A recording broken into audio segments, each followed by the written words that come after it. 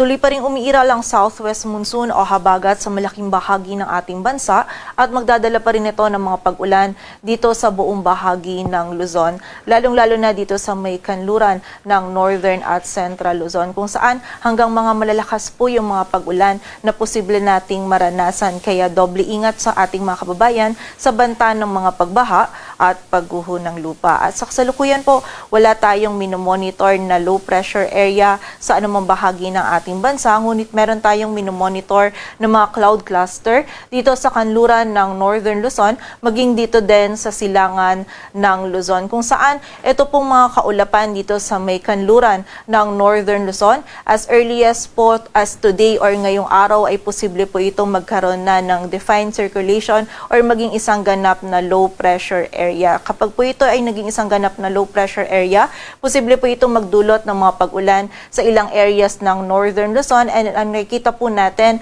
na yung track na or yung tatahakin po nito ay pakanluran palayo po sa anumang bahagi ng ating kalupaan. But then, continuous monitoring pa rin po tayo dito sa kaulapan nito na magkaroon ng sirkulasyon sa mga susunod na oras. Kaya patuloy lamang na magantabay sa updates na ipapalabas ng Pag-asa.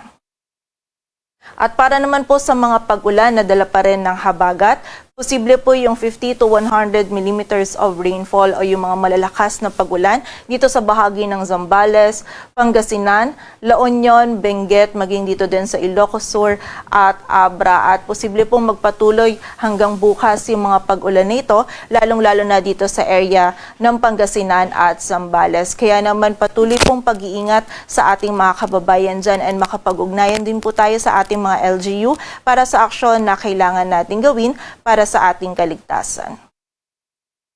At para nga sa maging lagay ng panahon ngayong araw ng Biyernes, maulan na panahon pa rin po yung mararanasan natin dito sa Metro Manila, maging sa nalalabing bahagi pa ng Luzon. As early as this morning po or ngayong umaga, nakakaranas na ng mga pag-ulan itong malaking bahagi ng Central Luzon, maging yung ilang bahagi pa po ng Southern Luzon, maging dito din sa Metro Manila. Posible pa rin po na magkaroon tayo ng period kung saan titila yung mga pag-ulan nito, but generally, throughout the day or any time of the day, magiging mataas pa rin po talaga yung tsansa ng mga pag-ulan, pagkilat at pagkulog. Kaya naman doble ingat pa rin para sa ating mga kababayan sa banta ng mga pagbaha at pagguho ng lupa, and also yung mga regional offices po natin, patuloy pa rin sila nagpapalabas ng mga thunderstorm advisories or yung mga rainfall warning ukol po sa mga pag-ulan na ito.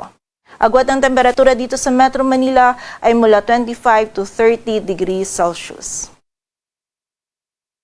At para naman sa bahagi ng Visayas at Mindanao, maging dito din sa area ng Palawan. Sa bahagi po ng Palawan, meron din tayong mga kalat-kalat na pag-ulan na mararanasan. Dulot pa rin ito ng habagat. Samantala, sa buong bahagi naman ng Visayas at Mindanao, magiging bahagyang maulap hanggang sa maulap po yung ating kalangitan. Meron tayong tsansa pa rin or posibilidad ng mga isolated o yung mga biglaang pag-ulan, pagkilat at pagkulog, lalong-lalo na dito sa area ng Eastern Visayas, dulot po ng habagat at ng mga localized thunderstorms. And posible pa rin pong katamtaman hanggang sa mga malalakas na pag-ulan yung ating maranasan. Kaya muli, doble ingat pa rin sa mga kababayan natin sa banta ng mga pagbaha at pagguho ng lupa. Agwat ng temperatura sa Cebu ay mula 26 to 32 degrees Celsius at sa Davao naman ay 25 to 31 degrees Celsius. At para naman po sa lagay ng dagat baybayin ng ating bansa, wala tayong nakataas na gale warning, kaya malayang makapalaot yung mga kababayan natin mga isda, pati na rin yung may mga maliliit na sasakyang pandagat. Dito sa Metro Manila, ang araw ay sisikat mamayang 5:44 ng umaga at lulubog mamayang 6:05 ng hapon.